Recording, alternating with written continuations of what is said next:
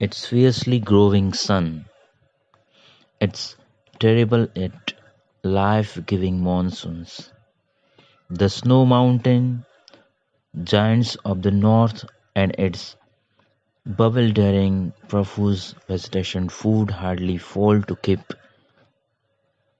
obtruding themselves as a revelation of the powers of the already existing gods. આ શબ્દો બ્લૂમફિલ્ડના છે. તેઓ ધગધગતા સૂરજ, ભયંકર છતાં આનંદદાયક વરસાદની ઝડીઓ અને ઉત્તરના બર્ફીલા પહાડો એ તમને સતત ઈશ્વરનું ભાન કરાવતા. એટલા માટે જ એમણે અહીંયા કહ્યું છે કે તેનો ઝળહળતો સૂર્ય, ભયંકર છતાં જીવન આપતું ચોમાસું, ઉત્તરનો બરફથી ઢંકાયેલો જાયન્ટ પર્વત અને આશ્ચર્યજનક રીતે વનસ્પતિઓ અને પહેલેથી અસ્તિત્વમાં રહેલા દેવતાઓની શક્તિના ઘટસ્ફોટ તરીકે પોતાને ભાગ્યે જ છૂટા પાડી શકે છે. આ વિચારધારા ઋગ્વેદ કાળની છે. આપણે અહીંયા ચર્ચા કરી રહ્યા છીએ ઋગ્વેદ કાલીન ધર્મના સ્વરૂપની. ઋગ્વેદના સૂક્તો બતાવે છે કે દંતકથાઓ વ્યક્તિનો બાહ્ય વિકસિત અને પ્રવૃત્તિશીલ વિશ્વ સાથેનો સંબંધ સૂચવતી સૌપ્રથમ અને મૂળભૂત ઘટના છે. અને આ જ વિશ્વ જ્યારે વ્યક્તિ આ પૃથ્વી પર આવે છે ત્યારે તેના ઉપર અસર કરે છે અને સાથે સાથે તેની કેટલીક ન સમજાય તેવી અદ્ભુત ઘટનાઓ વડે એ વ્યક્તિ આશ્ચર્ય અનુભવે છે. ઋગ્વેદના સ્પર્શી જાય તેવા સજીવારોપણનો સાક્ષાત્કાર ગ્રીક દંતકથાને યાદ કરીને વેદોનો અભ્યાસ કરી શકે તો તે પણ પ્રકૃતિ તત્વ પર આધારિત છે. પરંતુ ત્યાં પ્રકૃતિ તત્વને તરત જ ભૂલી જવામાં આવે છે અથવા પાછળથી જન્મેલી ક્રિયાઓથી જટિલ બનાવવામાં આવે છે.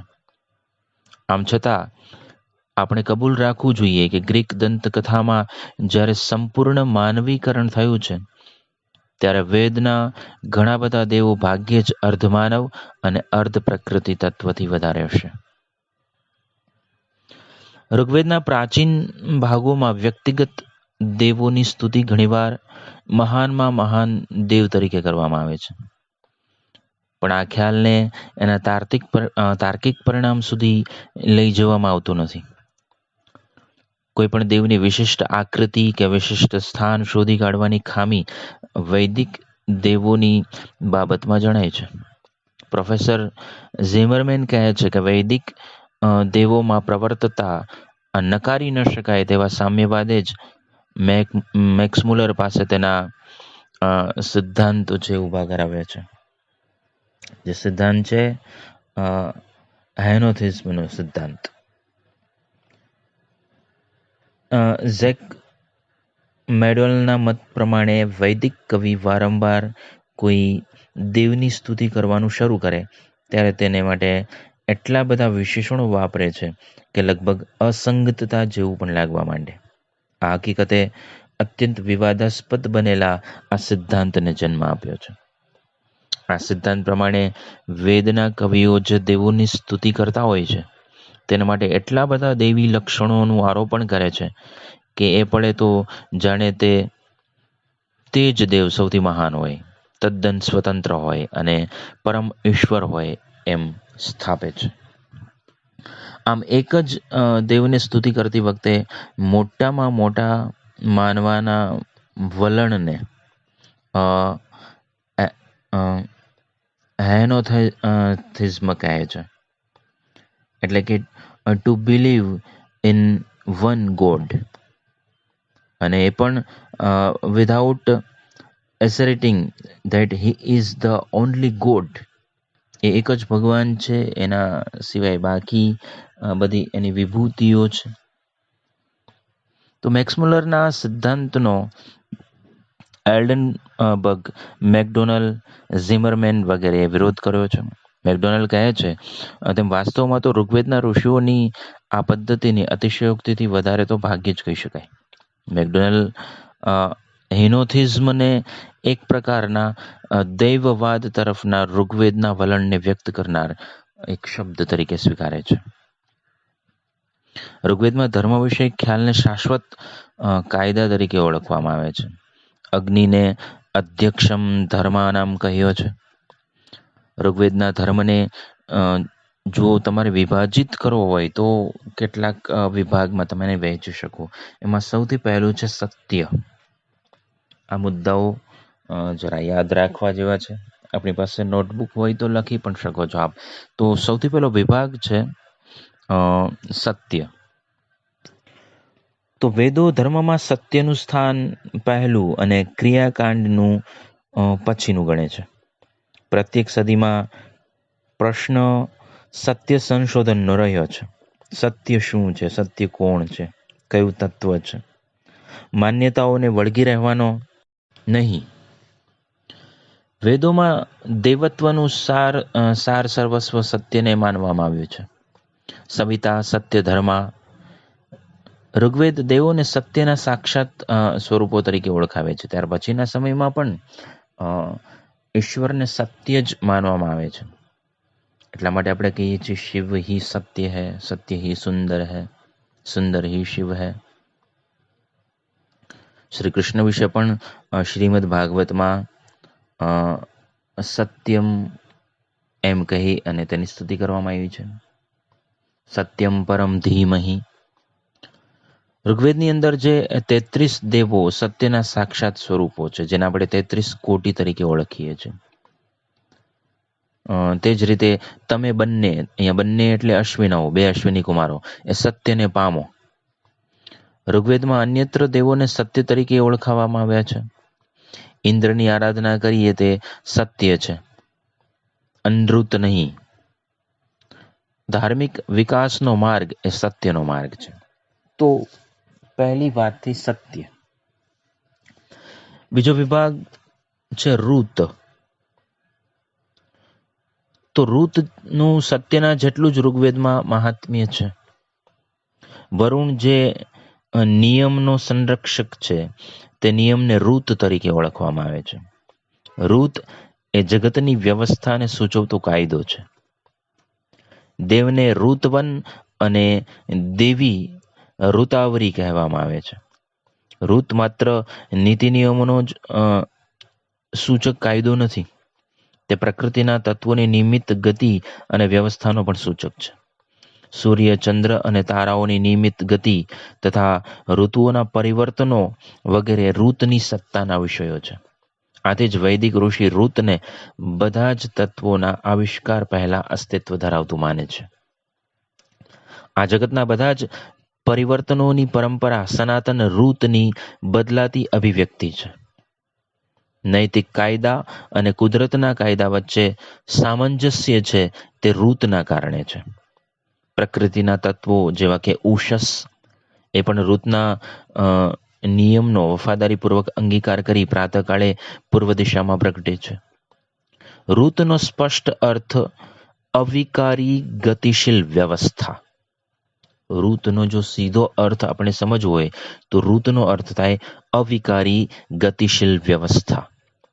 વિશ્વવ્યાપક આવિષ્કારોની આંતરિક અંતસ્થ સમતુલા થાય છે. ત્રીજો વિભાગ છે દીક્ષા. તો પહેલું હતું સત્ય, બીજું ઋત અને હવે અહીં છે દીક્ષા. સત્ય અને અધ્યાત્મના માર્ગે આગળ વધવા ઈચ્છતા સાધકે ગુરુની પાસે દીક્ષા ગ્રહણ કરવી પડે. આચાર્ય અને શિષ્ય વચ્ચે ઘણો જ ઊંડાણપૂર્વકનો અંગત સંબંધ રહે. ઉપદેશ આપતી વખતે આચાર્ય શિષ્યને પોતાની સાથે દોરી જાય. ઉપદેશ એક પ્રકારનું માર્ગદર્શન છે. ધરતીથી અજાણ્યા મુસાફરને જાણકાર દોરે તે રીતે અનુશાસનથી પ્રેરાયેલો સાધક ઇષ્ટ માર્ગે ગમન કરી શકે. એટલા માટે દીક્ષા દ્વારા ગુરુ છે શિષ્યને માર્ગદર્શન આપે છે. જ્યારે દીક્ષાંત સમારોહ હોય, જ્યારે શિષ્ય છે તે ગુરુ પાસેથી વિદ્યા પ્રાપ્ત કરીને પોતાના ઘરે પાછો જતો હોય, ત્યારે ગુરુ એને કેટલુંક માર્ગદર્શન, કેટલુંક ઉપદેશ આપે. જેમ કે સાચું બોલવું, ધર્મનું આચરણ કરવું, અતિથિને દેવતા માનવું, માતા અને પિતાને દેવ માનવા. તો વેદમ અનુચાચાર્યો આચાર્ય અંતેવાસીમ અનુશાસતી. અંતેવાસી એટલે શિષ્ય, ને અનુશાસતી એટલે માર્ગદર્શન આપે છે, ઉપદેશે છે. શું માર્ગદર્શન આપે છે? સત્યમ વદ, ધર્મમ ચર, ત્યારબાદ માતૃદેવો ભવ, પિતૃદેવો ભવ, અતિથિ દેવો ભવ, સ્વાધ્યાયન મા પ્રમદિતવ્યમ, આચાર્યાય પ્રિય ધનમ આહ્યત પ્રજાતંતુમ મા વ્યવચ્છેત્સી. તો આ પ્રમાણે ઉપદેશ ગુરુ દ્વારા આપવામાં આવે છે, તે છે દીક્ષા. ત્યારબાદ ચોથા નંબર ઉપર આવે છે તપસ, એટલે કે તપ. ઉત્તમ જીવનનો માર્ગ સતત અને સખત પરિશ્રમનો માર્ગ છે. બૌદ્ધિક અને આધ્યાત્મિક પ્રકાશને જીતવા માટે તપનો આશ્રય લેવો પડે. ક્રિયાકાંડ માટે જે જરૂરી છે તે જ તપ આધ્યાત્મિક જીવન માટે પણ અનિવાર્ય છે. એટલા માટે નો ઋતે શ્રાંતસ્ય સખ્યાય દેવાહ, અર્થાત શ્રમિત થયેલા સાથે જ દેવો મૈત્રી ભર્યા બને છે. એટલા માટે જ ઇન્દ્ર રોહિતને કહે છે, ચરે વૈતી વૈમાં બ્રાહ્મણ અવોચન. તું ચાલતો રહે. જે ચાલતો રહે છે તે સ્વાદિષ્ટ ઉમરડાનું ફળ પ્રાપ્ત કરે છે. કોઈ પણ વસ્તુને સાર્થક બનાવવા માટે અસાધારણ થાક અનુભવવો પડે. બધી જ મહાન વસ્તુના મૂળમાં તપસ રહેલું છે. સંપૂર્ણ તપશ્ચર્યામાંથી જ સત્ય અને ઋત જન્મે છે. તપસથી આચાર્યને સંતોષ આપનાર સાધક આધ્યાત્મિક વિકાસના શ્રેષ્ઠ સોપાનો સર કરી શકે છે. ત્યારબાદ પાંચમા નંબર ઉપર છે બ્રહ્મ. બ્રહ્મનો પ્રાથમિક અર્થ સ્તુતિ થાય છે. સ્તુતિ માટેના વેદના મંત્ર સમૂહને પણ બ્રહ્મ કહેવામાં આવે છે. તે જ રીતે સ્તુતિ પ્રધાન વેદોને માટે પણ આ પદનો ઉપયોગ કરવામાં આવે છે. બ્રહ્મચર્યનો અર્થ વૈદિક જ્ઞાનમાં નિપુણતા મેળવવા માટેની શિસ્ત છે. ત્યારબાદ બ્રહ્મસ્તુતિના પ્રતીક તરીકે ગ્રહણ કરવામાં આવે છે. વૈદિક સંહિતાનું જ્ઞાન ધરાવનારને પણ બ્રહ્મ તરીકે ઓળખવામાં આવે છે. એટલે જે બ્રહ્મને જાણે છે તે પણ બ્રહ્મ છે. છઠ્ઠું છે યજ્ઞ. તો વૈદિક દેવોને પ્રસન્ન કરવા માટે અગ્નિમાં આહુતિ અપાય છે. કેટલીક વખત સોમની આહુતિ પણ અપાય છે, એટલે કે સોમરસ, એટલે કે સોમવલ્લીનો, સોમવેલીનો રસ. ઋગ્વેદના સમયમાં યજ્ઞ ક્રિયાનો ખૂબ જ વિકાસ થયો હતો. બરહિશ, ગ્રાવન, ત્રિકદ્રુક, સામન વગેરે શબ્દો યજ્ઞ ક્રિયાના સંપૂર્ણ વિકાસના સૂચક છે. અગ્નિ પૂજા અને સોમ પૂજા પ્રાગવૈદિક સમયથી શરૂ થઈ લાગે છે. સંખ્યાબંધ યજ્ઞોમાં પશુઓના બલિદાનો અપાતા. વૈદિક યજ્ઞોની ક્રિયા પદ્ધતિ ચિત્રાત્મક હતી. મંત્રો સસ્વર ગાવામાં આવતા. પાછલા કાળમાં ગીતામાં ભગવાને કહેલી ભક્તિ, જ્ઞાન અને કર્મયોગની વાત વેદોમાં પણ છે. ધર્મની સાદામાં સાદી અભિવ્યક્તિ ભક્તિ યોગમાં જણાય છે. અહીં દેવને સ્વામી, પિતા, માતા, ભાઈ, મિત્ર, મહેમાન વગેરે સ્વરૂપે નિરૂપવામાં આવે છે. એટલા માટે આપણે સ્તુતિ કરીએ છીએ, ત્વમેવ માતા ચ પિતા ત્વમેવ બંધુશ્ચ સખા ત્વમેવ વિદ્યા દ્રવિણમ ત્વમેવ સર્વમ મમ દેવ દેવ. સ્તુતિ કરનાર તેમના આશીર્વાદ સામાન્ય રીતે સ્વસ્તિ શબ્દથી અપાય છે. જેમ કે સ્વસ્તિ નઃ ઇન્દ્રો. તો સ્તુતિ કરનાર તેમના આશીર્વાદ એટલે કે સ્વસ્તિ ઈચ્છે છે. રક્ષણ એટલે કે શર્મન ઈચ્છે છે. કૃપા એટલે કે સુમતિ ઈચ્છે છે. સ્નેહ એટલે વેન, અને દયા એટલે મૃણા એ તેની પાસેથી એની અભિલાષા રાખે છે. દેવ સંરક્ષક છે એટલે કે ત્રાતા છે. દયાળુ છે એટલે કે મરડીતા છે. અને સ્નેહાળ એટલે વેન છે. ઋગ્વેદમાં પણ 10મા મંડળના 121મા શ્લોકની પ્રથમ ઋચા છે. હિરણ્યગર્ભઃ સમવર્તતાગ્રે ભૂતસ્ય જાતપતિરેક આસિત સદાધાર પૃથ્વીમ દ્યાપ ઊતેમાં કસ્મે દેવાય હવિષા વિધેમ. અર્થાત સંસાર સર્વ જીવોના સ્વામી હિરણ્યગર્ભ પ્રારંભે થયા. સંસાર સર્વ જીવોના સ્વામી હિરણ્યગર્ભ એ પ્રારંભે થયા. તે પૃથ્વી અને આકાશના ધારક છે. કયા દેવની હવિષથી આરાધના કરીએ? સ્તુતિ કરનાર દેવના જ્ઞાનની અપેક્ષા રાખે છે. એ વૈદિક આરાધના પ્રણાલીની વિચિત્રતા છે. આરાધકની ભક્તિ આંધળી નથી, પરંતુ તે સંપ્રજ્ઞાતતા પર નિર્ભર છે. ઇન્દ્રને કવિ કુટુંબી તરીકે જુએ છે.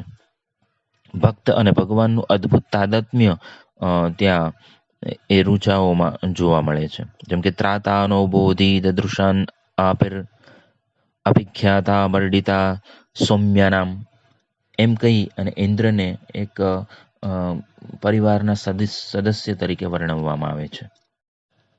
આગળ કહ્યું સખા પિતા પિતૃતમઃ પિતૃણામ કર્તેમુ લોકમ ઉષતે વયોધાહ. તો કવિ દુઃખ અને નિરાશાની પળોમાં દયાળુ ઈશ્વરનો સંપર્ક કરે છે. ઇન્દ્રને કરવામાં આવેલી આવા પ્રકારની એક આરાધના જુઓ તમે. મુશો ન શિક્ષા વેદંતી માધ્ય સ્તોતારમ તે શતક્રતો. શતક્રતો એ ઇન્દ્રનું એક વિશેષણ છે. જે 100 અશ્વમેધ યજ્ઞ કરે તે ઇન્દ્ર બને. સકૃત સૂનો મઘવન્નિન્દ્ર મૃળયાધા પિતેવ નો ભવ. હે ઇન્દ્ર, જે રીતે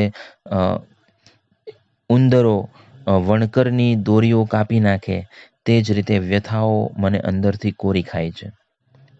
તો તમે અમારા પર દયા કરો. હે સંપત્તિવાન ઇન્દ્ર, તમે પિતાની જેમ અમારા પ્રત્યે દૈવી કૃપા વરસાવો. એટલે પિતેવ નો ભવ મૃળયાધા. ઈશ્વરને અતિથિ સ્વરૂપે પણ ક્યાંક વર્ણવવામાં આવ્યા છે. જેમ કે વિશ્વેશામ અધિનિર યજ્ઞાનામ વિશ્વેશામ અતિથિર માનુષાણામ. ઋગ્વેદના ધર્મમાં જ્ઞાન માર્ગની વિચારધારા પણ જોવા મળે છે, જેમાં ભક્ત ઈશ્વરના રક્ષણ, દયા કે સ્નેહની અપેક્ષા રાખતો નથી, પરંતુ તે મેધા એટલે કે બુદ્ધિ, ક્રતુ એટલે કે ડાપણ અને દક્ષ એટલે નિપુણતાની અપેક્ષા રાખે છે. પ્રતિભાના પ્રકાશને વર્ચસ તરીકે ઓળખવામાં આવે છે. ઇન્દ્રની ડાહાપણ માટે તથા માર્ગદર્શન માટે આરાધના કરવામાં આવે છે. ઇન્દ્ર ક્રતુમ ન આભર પિતા પુત્રેભ્યો યથા શિક્ષાણો અસ્મિન પુરુહૂત યામની જીવા જ્યોતિર અશીમહી. જ્ઞાન માર્ગ વેદના ધર્મનો અત્યંત મહત્વનો ભાગ છે. મહાન સત્યનો સાક્ષાત્કાર કરવા ઈચ્છતા ઋષિ સ્વયંબોધના વિકલ્પ તરીકે શ્રદ્ધાને સ્વીકારતા નથી. તે ચૈત્તિક શક્તિના વિકાસ માટે આરાધના કરે છે. સુપ્રસિદ્ધ ગાયત્રી મંત્ર એ બૌદ્ધિક શક્તિના વિકાસ માટે છેલ્લા 4000 વર્ષોથી હિન્દુઓનો જીવન મંત્ર બની રહ્યો છે. આપ સૌ ગાયત્રી મંત્ર જાણતા જશો. ભૂહુ ભુવઃ સ્વઃ એ 3 શરૂઆતની વ્યાહૃતિ છે. પછી ઓમ તત્ સવિતુર્વરેણ્યમ ભર્ગો દેવસ્ય ધીમહિ ધિયો યો નઃ પ્રચોદયાત. તો તત્સવિતુર્દેવસ્ય તે સૂર્યદેવના, તત્સવિતુર્દેવસ્ય તે સૂર્યદેવના, વરેણ્યમ ભર્ગ એટલે પસંદ કરવા લાયક ભર્ગનું એટલે કે તેજનું, ધીમહિ અમે ધ્યાન ધરીએ છીએ, યો નઃ ધિયો જે અમારી બુદ્ધિને પ્રચોદયાત તો તે અમારી બુદ્ધિને પ્રેરે, સન્માર્ગે પ્રેરે. તો અહીં ગાયત્રી મંત્ર દ્વારા ચૈતિક શક્તિના વિકાસ માટે આરાધના કરવામાં આવે છે. પ્રતિભાને ઝંખતો કવિ અગ્નિની આરાધના કરતા કહે છે કે યામ મેધામ દેવગણા પિતરશ્ચોપાસતે તયા મામદ્ય મેધ યજ્ઞે મેધાવિનમ કુરુ સ્વાહા. તો જે મેધાની દેવતાઓ અને પિતૃઓ પણ ઉપાસના કરે છે તે મેધા વડે હે અગ્નિદેવ તમે મને મેધાવાન બનાવો, બુદ્ધિવાન બનાવો. શિક્ષાણ ઇન્દ્ર રાય આપુરુ વિદામ ઋષિશમ અવાનઃ પાર્યેધને. તો તો અહીંયા ઋષિ પોતાનું જ્ઞાન ધન બને તે માટે શિક્ષણ આપવા વિનંતી કરે છે. ઋગ્વેદમાં હિન્દુ તત્વજ્ઞાનના મૂળ રહેલા છે. નાસદીય સૂક્ત આ માટે ખૂબ જાણીતું છે. સૃષ્ટિનું અગમ્ય મૂળ તત્વ શું છે અને તેમાંથી આ વિવિધ દૃશ્ય સૃષ્ટિ કેવી રીતે ઉત્પન્ન થઈ હશે તેનો વિચાર આ સૂક્તમાં છે. આવા સ્વતંત્ર પ્રગલ્ભ અને મૂળમાં જઈ ખૂંપનારા તત્વજ્ઞાનના માર્મિક વિચારો અન્ય ધર્મના મૂળ ગ્રંથોમાં જોવામાં આવતા નથી. આધ્યાત્મિક વિચારધારાનો આ સૂક્તના જેવો પ્રાચીન દસ્તાવેજ અન્યત્ર ઉપલબ્ધ છે જ નહીં. માનવ મન નામ રૂપાત્મક નાશવંત સૃષ્ટિની પહેલી પારના નિત્ય અને અચિંત્ય લક્ષ્ય તત્વ તરફ દોડે છે અને તે બાબત ધર્મના વિકાસની સૂચક છે. આ સૂક્તમાં સૃષ્ટિ પ્રક્રિયાનું વર્ણન કરતા ઋષિ કહે છે કે સૃષ્ટિના પ્રારંભે સત નહોતું કે અસત નહોતું, અંતરિક્ષ કે વ્યોમ પણ ન હતું, ત્યારે મૃત્યુનો ભય ન હતો, કેવલ એક સિવાય બીજું કંઈ પણ ન હતું અને આ અદ્વિતીય તત્સત ઉદાસીન હતું.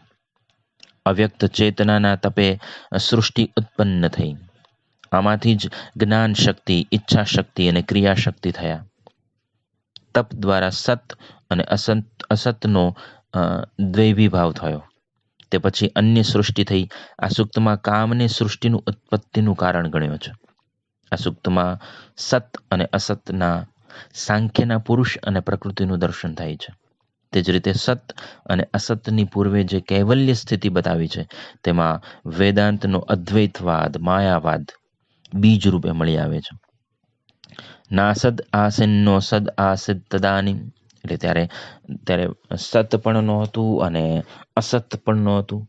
નાસિદ રજો નો વ્યોમા પરોયત કિમ આવરીવહ કુહ કસ્ય શર્મ, તો શર્મન્નભ કિમ આસિદ ગહનમ ગભીરમ. ન મૃત્યુર આસિદ અમૃતમ ન તર્હિ ન રાત્ર્યા બહ્વ આસિદ પ્રકેતઃ આનિદ અવાતમ સ્વધયા તદ એકમ તસ્માદ્યાનન્ય ન પરઃ કિંચનાસ. ઋગ્વેદના 10મા મંડળનું 90મું સૂક્ત જે તમે ભણી ગયા છો, જે છે પુરુષ સૂક્ત, એમાં તત્વજ્ઞાન વિશે વિશેષ રૂપે ગૂંથવામાં આવ્યું છે. આ સૂક્તમાં દેવોએ આદિપુરુષના શરીરમાંથી સૃષ્ટિ કર્યાનો ઉલ્લેખ છે.